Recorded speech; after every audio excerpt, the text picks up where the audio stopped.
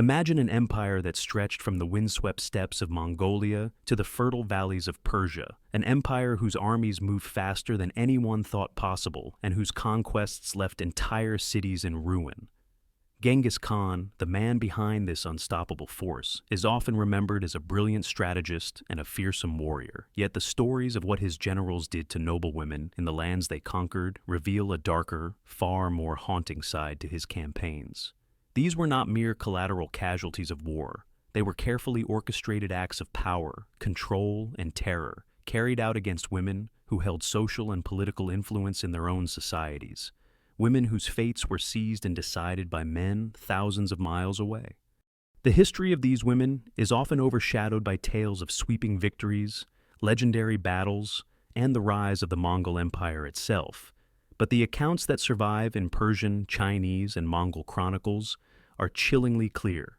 Noblewomen were kidnapped, forced into marriages they never wanted, given as concubines to Mongol generals, and in some cases executed simply because they posed a threat or refused to submit. The psychological impact of these actions rippled through entire societies, leaving families shattered and dynasties destabilized. In this video, we will delve into the documented historical records of what happened to noblewomen under Genghis Khan's generals. We will avoid myths, legends, and exaggerated folklore, and instead rely on sources such as the Secret History of the Mongols, Persian chronicles of the Khwarezmian campaigns, and contemporary Chinese accounts of Mongol invasions.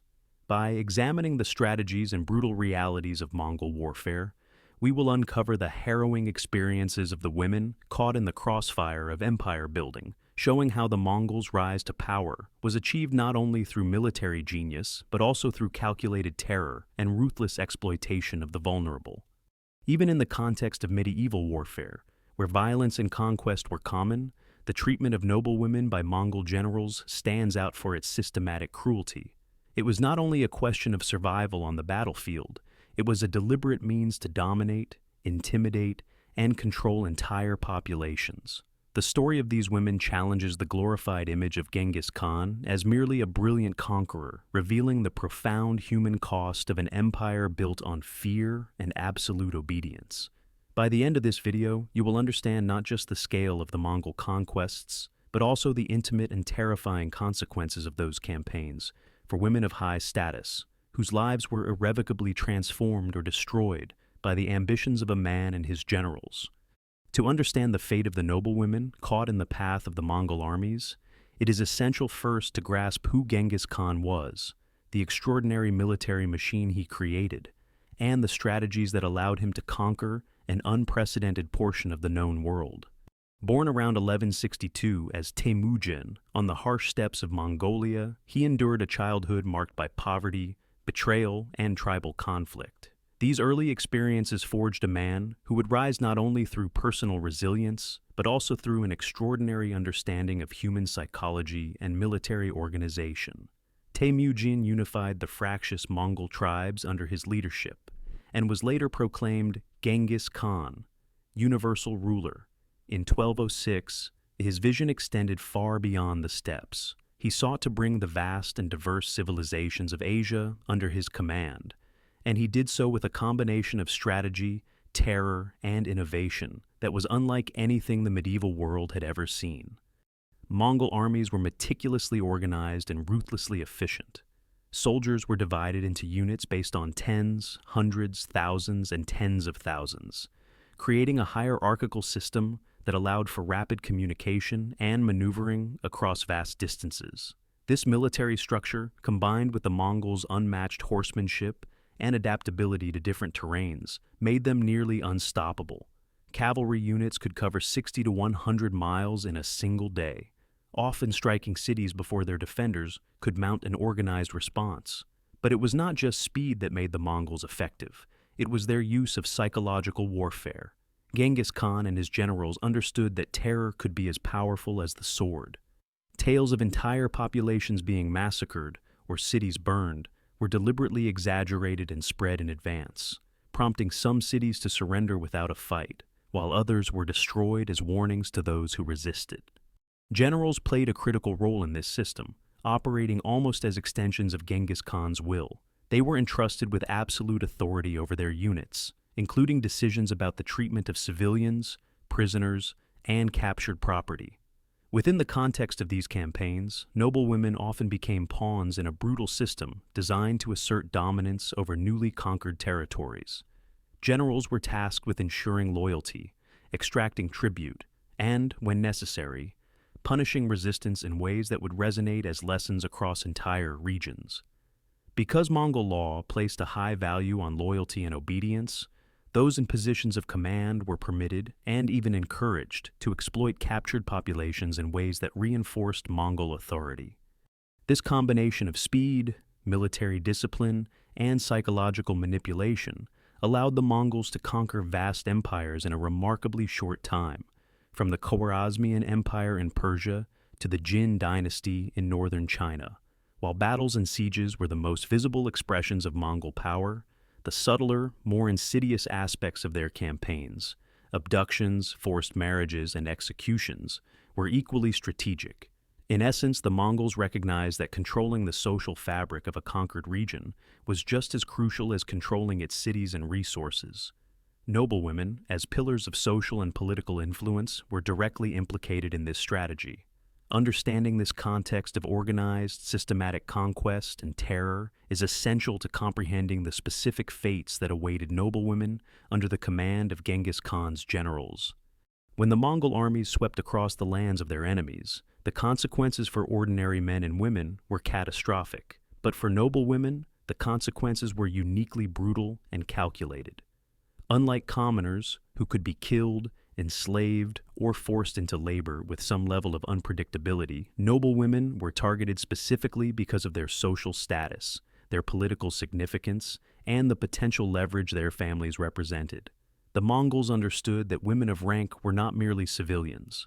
They were linchpins in the structure of dynasties, repositories of influence, and, in many cases, the ones who would continue familial lines. By seizing these women, Mongol generals could weaken entire political networks, consolidate their own control, and enforce Mongol dominance over populations long after the soldiers had left. One of the first ways noblewomen were affected was through abduction and being taken as spoils of war. Mongol law, as recorded in surviving documents and chronicled by contemporary observers, allowed for captured women to be claimed as wives, concubines, or servants. In the chaos of conquest, there was rarely any room for negotiation or consent. Persian chronicles of the Khwarezmian campaigns note that noblewomen were systematically separated from their families, sometimes with children in tow, and brought to Mongol camps or redistributed among commanders. Chinese records from the Jin campaigns similarly recount the forced relocation of aristocratic women, often under the supervision of high-ranking generals who treated them as property to be divided. These women were placed in a terrifying liminal space, caught between survival and servitude, their personal autonomy obliterated by military expediency.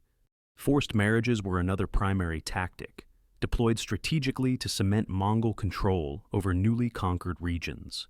By marrying women of noble birth into Mongol families or assigning them as wives to generals, the Mongols created a network of political alliances that extended the empire's reach without the need for permanent occupation. A particularly documented example comes from the Khwarezmian Empire, where women from ruling families were distributed to Mongol commanders. These marriages were never about affection or partnership. They were instruments of domination, designed to neutralize potential opposition and integrate elite lineages into Mongol structures. In some cases, these unions also served as a form of cultural assimilation, forcing Mongol customs onto influential families while simultaneously displacing local traditions. The violence inflicted upon noblewomen was not limited to abduction and forced marriage. Sexual violence was a deliberate instrument of psychological warfare. Historical sources, including The Secret History of the Mongols, indicate that women were often given to generals as concubines, sometimes collectively as part of a city's surrender. While it is important to approach these accounts carefully, cross-referenced Persian and Chinese chronicles support the notion that rape and sexual coercion were widespread and systematic, intended not only to gratify the conquerors, but also to terrorize the population into compliance. The impact extended beyond the immediate victims, sending a clear message that resistance could lead to the destruction of families and the exploitation of women in ways that humiliated entire communities. In the most extreme cases, noblewomen who resisted or were perceived as threats were executed alongside their families. During the Mongol campaigns against the Khwarezmian Empire, some women were killed in mass massacres, their deaths serving as grim warnings to those who might oppose Mongol rule. These were not random acts of cruelty, but carefully calculated demonstrations of power, designed to dismantle dynasties and erase political rivals. For the women who survived, their lives were irrevocably altered. They were forced into a world where autonomy and dignity were stripped away, leaving them at the mercy of generals whose ambition was absolute. In essence, the fate of noblewomen under Mongol conquest combined multiple forms of oppression: abduction, forced marriage, sexual violence, and execution, all orchestrated as part of a deliberate strategy. They were not casualties of war in the general sense. They were tools, leverage points, and victims of a system that equated human suffering with political control. Their experiences reveal the human cost behind the Mongols' rapid expansion, a cost that extended beyond the battlefield and into the intimate fabric of conquered societies. To truly understand the horrors experienced by noblewomen during the Mongol conquests, it is necessary to examine specific historical campaigns where the consequences of Mongol strategy become painfully clear.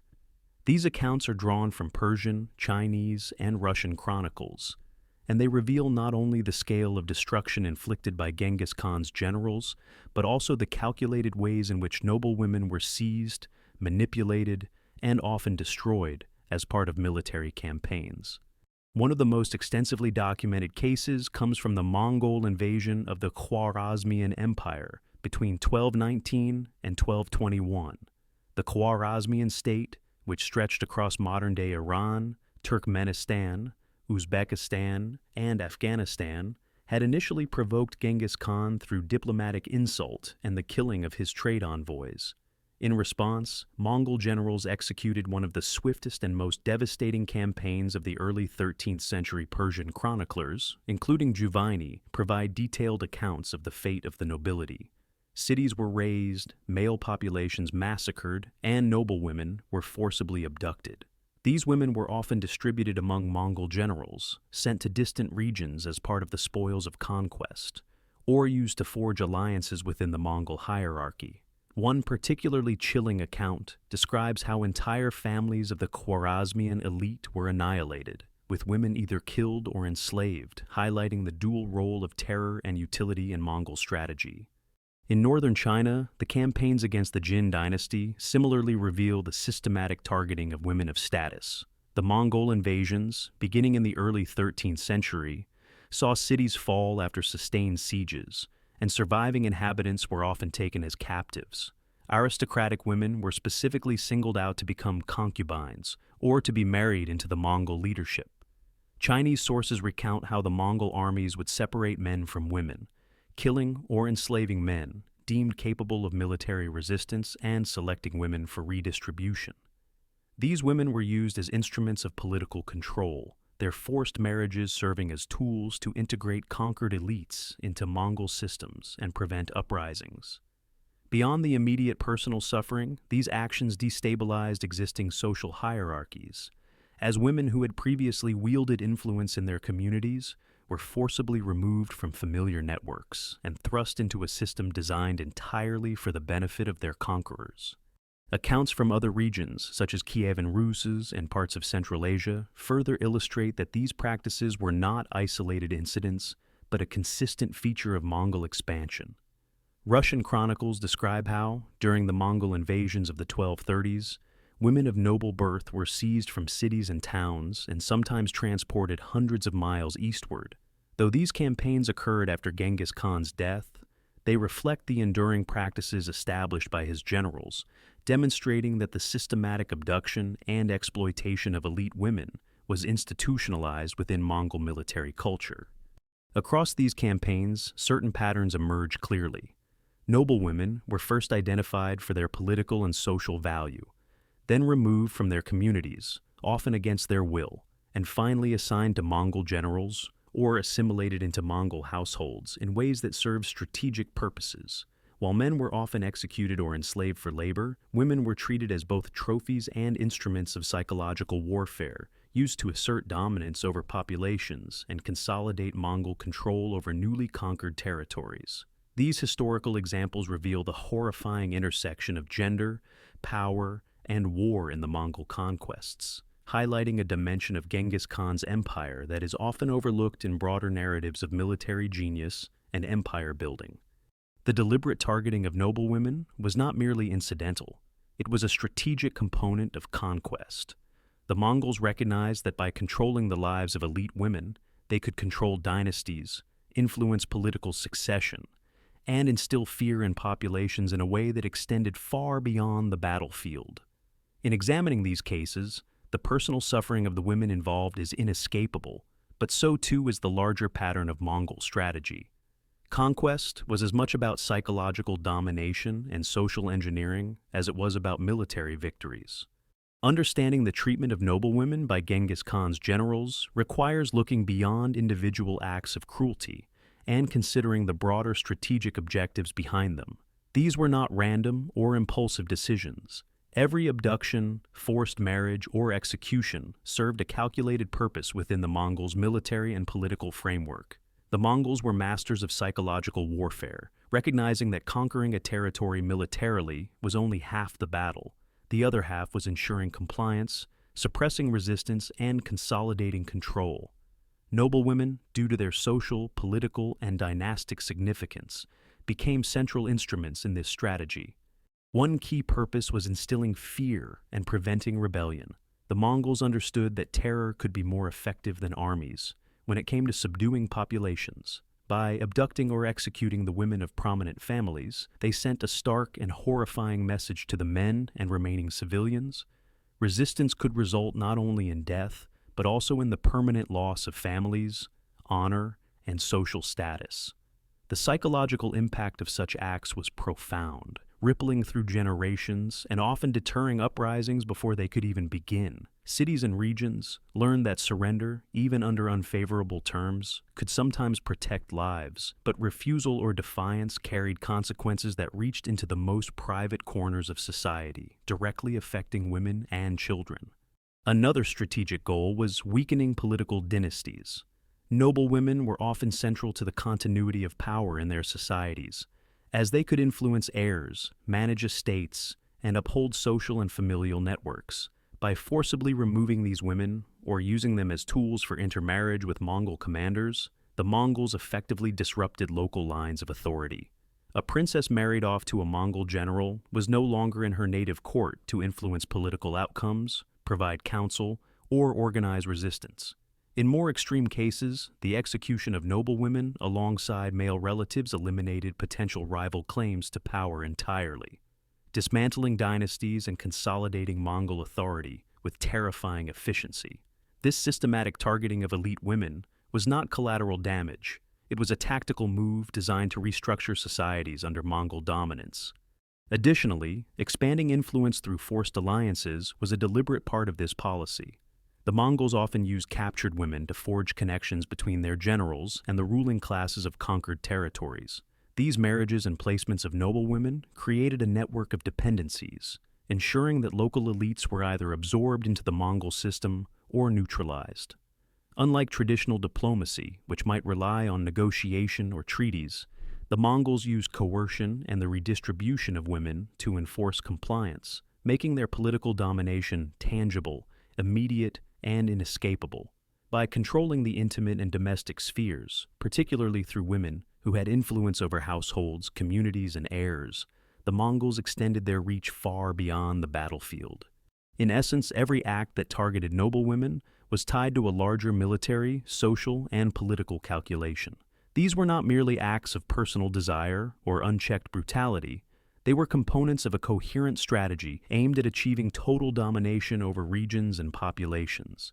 The combination of terror, disruption of dynasties, and strategic assimilation allowed Genghis Khan and his generals to maintain control over vast territories with relatively small numbers of troops, ensuring the longevity and expansion of the Mongol Empire.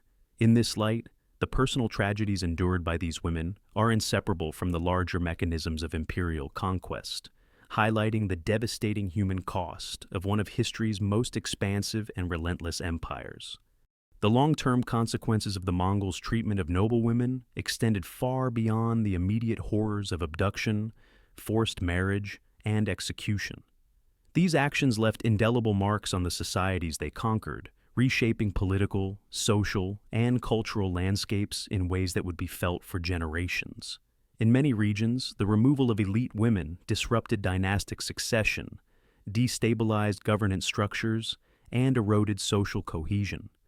Families that had once held local or regional power found themselves decimated, their surviving members often dispersed or forced into servitude, their influence irreversibly diminished.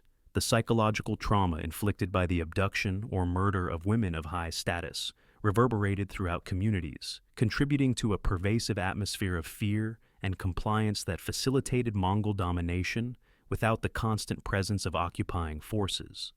In Persia, for example, the campaigns against the Khwarezmian Empire did not merely depopulate cities or destroy armies.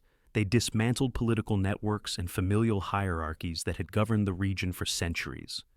Noblewomen, who might have served as anchors for social stability, through the management of estates, mediation of disputes, or mentorship of heirs, were removed, married off, or killed, leaving a void in leadership and governance.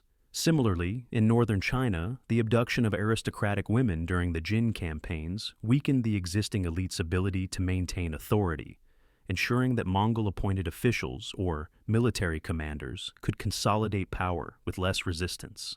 In every conquered territory, the treatment of noblewomen was a deliberate tool to break not just armies, but the very social fabric that sustained political life. These events also had lasting implications for Mongol relations with conquered peoples. While the Mongols were often admired for their administrative skill, their ability to integrate diverse cultures, and their meritocratic system for soldiers, the brutal exploitation of noblewomen created enduring resentment and trauma. The memories of families destroyed, women abducted, and communities terrorized lingered in chronicles, oral histories, and cultural memory, shaping perceptions of the Mongol Empire long after its peak. Even in cases where Mongol rule became relatively stable, the fear and humiliation experienced by earlier generations contributed to cautious or hostile relations between local populations and their conquerors.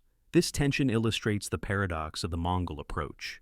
While terror and violence secured immediate control, they also planted seeds of long-term mistrust and social disruption. Beyond geopolitics, the legacy of these atrocities is a reminder of the often overlooked human cost of empire building. While Genghis Khan is frequently lauded for his military genius and the unprecedented scope of his conquests, the experiences of the women caught in these campaigns reveal a side of history defined by suffering, coercion, and the manipulation of human lives for strategic ends. Noblewomen were not incidental casualties. They were targeted because their influence mattered, because their status could be leveraged, and because their subjugation reinforced the Mongol system of domination. Reflecting on their stories forces us to reconcile the scale of Mongol achievements with the intimate suffering that made those achievements possible, reminding us that history is rarely heroic for all parties involved. Ultimately, the legacy of Genghis Khan's generals and their treatment of noblewomen serves as a sobering lens through which to examine power, war, and human cost. It underscores that the expansion of empires is not only measured by territory gained or battles won, but by the lives irrevocably altered in the process. It forces a consideration of how strategies designed to dominate populations can reverberate across time, leaving scars on families, communities, and entire civilizations. The stories of these women, though often marginalized in grand historical narratives, remain essential to understanding the full consequences of the Mongol conquests. As we reflect on the sweeping campaigns of Genghis Khan and the Mongol generals who carried out his orders, it becomes clear that the story of conquest is inseparable from the story of human suffering. The abduction, forced marriage, and, in some cases, execution of noblewomen were not incidental byproducts of war. They were deliberate, calculated acts designed to consolidate power, destabilize dynasties, and terrorize entire populations into submission. These women, whose influence and status made them pivotal to the societies they belonged to, endured experiences that were horrifying in both their personal and political dimensions. Their lives were commandeered as tools of domination, their fates dictated not by their own choices, but by the ambitions of men thousands of miles away. It is impossible to measure fully the emotional and societal toll of these actions. Families were destroyed, lineages disrupted, and communities traumatized, leaving scars that persisted long after the Mongol armies had moved on. Yet their stories are not simply tales of victimhood. They are critical historical testimony to the strategies employed by one of history's most formidable empires, and they force us to confront the moral complexities of power and conquest. While Genghis Khan is often celebrated for his unparalleled military genius, the reality of what occurred behind the battlefield, particularly for women of high status, reveals an empire built as much on fear, coercion, and manipulation as on strategy and skill. In the end, these accounts serve as a sobering reminder that history is not only shaped by victories and territorial expansion, but also by the human cost paid by those caught in the wake of empire. The stories of noblewomen under Mongol rule challenge us to think critically about power, agency, and the consequences of conquest, compelling us to remember that the rise of empires is inseparable from the suffering inflicted along the way. Their experiences haunt the legacy of the Mongol Empire, offering a stark lesson in how ambition and brutality can intersect to leave an indelible mark on history. The lives of these women, though often silenced in conventional narratives, demand to be acknowledged and remembered, ensuring that the human realities behind the legends of conquest are never forgotten.